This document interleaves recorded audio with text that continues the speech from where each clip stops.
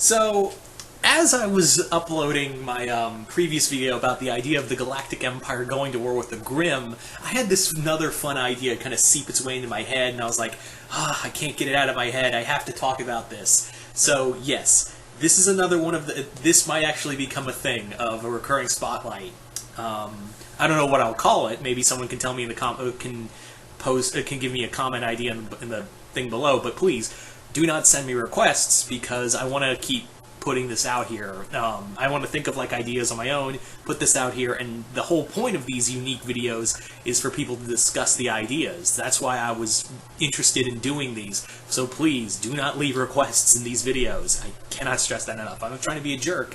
It's just, I put out these videos so people can discuss these ideas. You know, to discuss these ideas and kind of think about it and whatnot. So here we go, with a little more different one. And this one, a lot of people were agreeing that the Galactic Empire would come out on top with the Grimm, despite the Grimm's, you know, sheer just brute force and monstrous, you know, arsenal. And of course you've got Salem and Cinder and all of them. The general consensus is, yeah, the Empire, while they would probably lose a good number of their Stormtrooper Corps, would come out on top. But this one might be a little more closer, and that is, what if the Fire Nation from Avatar: The Last Airbender went to war with Mordor from Lord of the Rings? I don't think I get to talk enough about Lord of the Rings, so I was like, this is perfect. So Mordor, let's put a hypothetical war out there between Mordor and the Fire Nation. And this is not Fire Nation from Legend of Korra, this is Fire Nation from 100 Year War, this is Avatar: Last Airbender Fire Nation. So, what would it be like if we had a war between the Fire Nation and Mordor? So, I'm going to throw in Isengard as well, because it's already working with Mordor. So we're dealing with a two-tower situation. So, right off the bat, the orcs are these brutal, savage, just in-your-face warriors that just overwhelm other people through sheer numbers. They swarm you. But the thing about the orcs and goblins as well is that they depend more on number than skill. There are trained orcs that, you know how to, command forces, but they're few and far between. They're very few and far between. But the orcs depend more on sheer numbers and overwhelming their opponents, or raiding parties. There's also the Warg Riders. There's also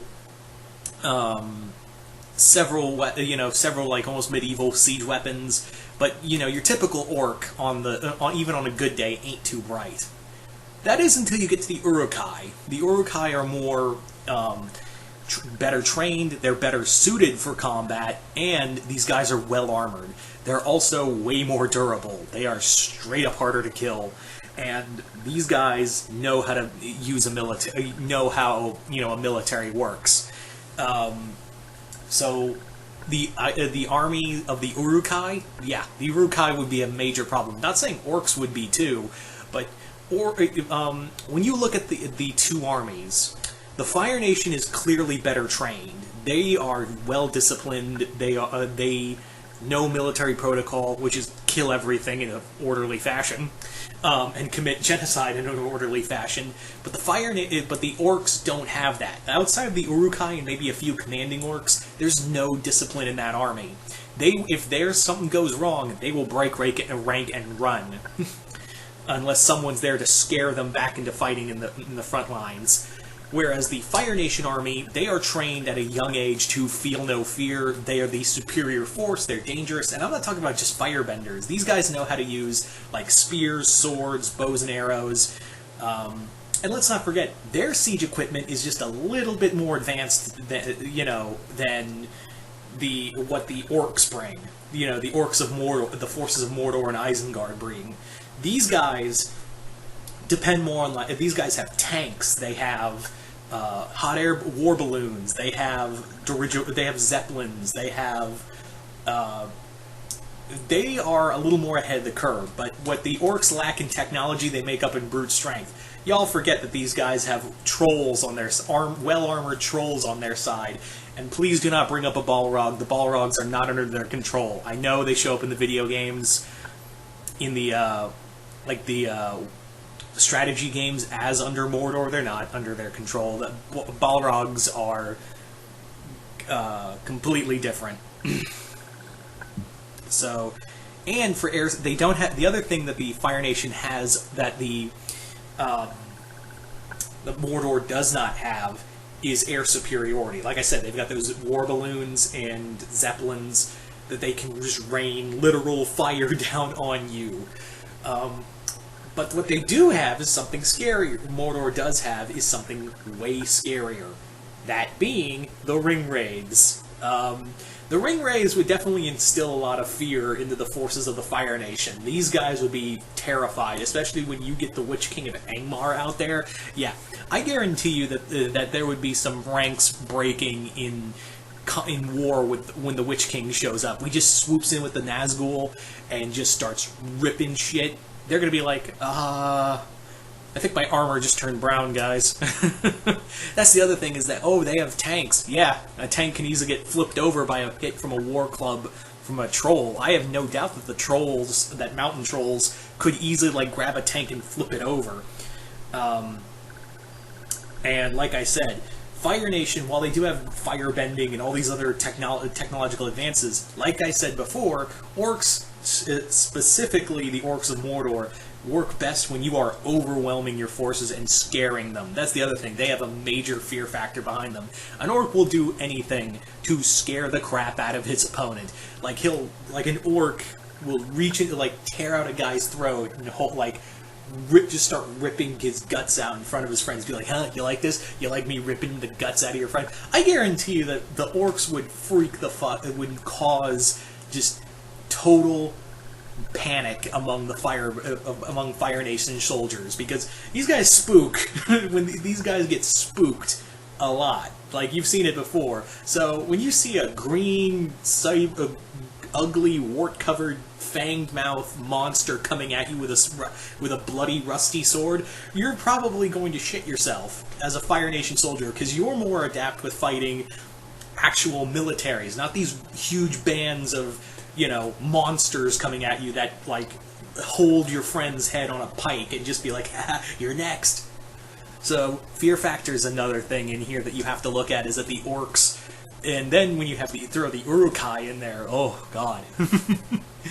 And like I said, Mordor, now, if this was a siege, this is the difference, because I don't see the orcs of Mordor managing to get far, especially with the gates of Ozai, or the gates of Azulon, excuse me, and because we haven't seen a lot of ship travel with them, but they do have men on their side who are essentially pirates. So, but those boats did not make it far. Or those boats ain't gonna make it far, and Mordor forces are not meant for sea-based, sea to land-based conquest. They ain't gonna get there getting to an island.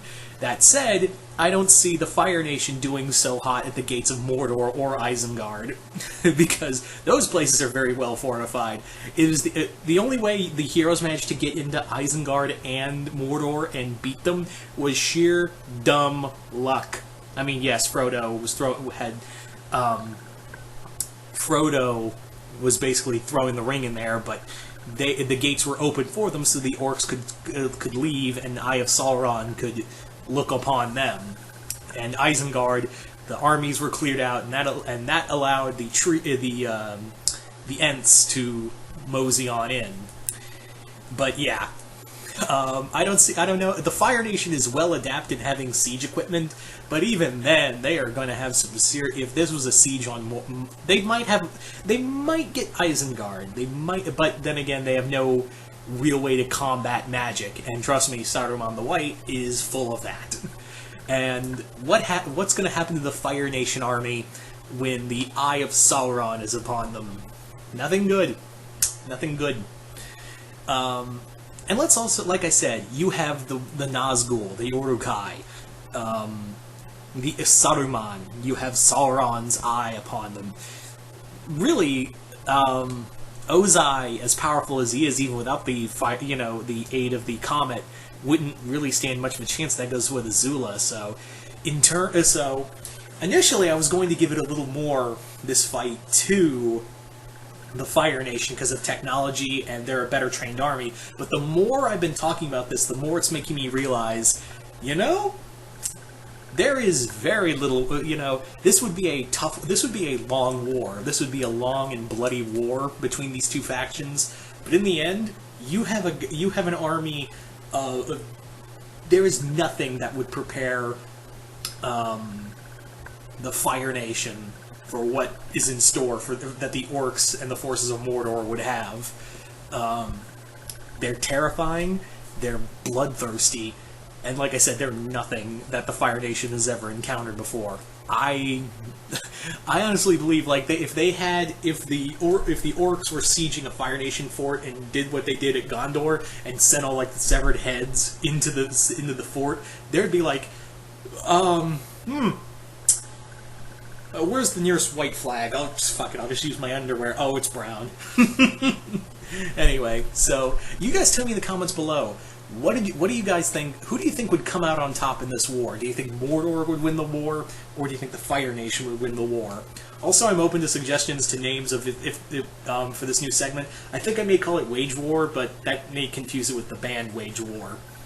And I can't use Clash of Empires or War of Empires. I think those are already taken, so forget the name. Never mind with the name. I'll just stick with this. So yeah, forget the name. Anyway. So, yeah, once again, just comment below, let me know. Who do you think would win, the Fire Nation or Mordor? Just comment below, let me know. I've said that 3 times, but until then, next time, I'm Mr. Multiverse, and I'll see you next time in the Multiverse.